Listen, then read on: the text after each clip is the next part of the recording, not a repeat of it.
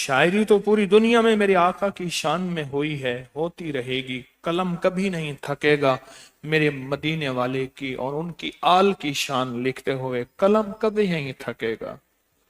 लेकिन एक ऐसा कि 3 रुबाई के अशार कहे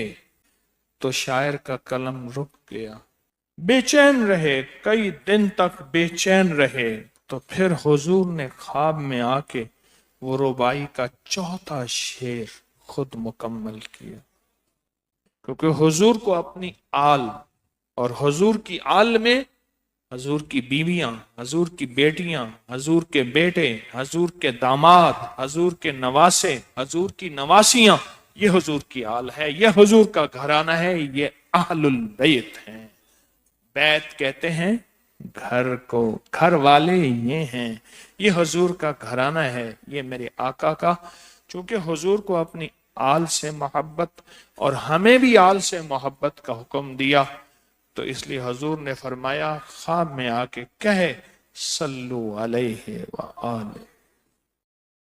बलगल उला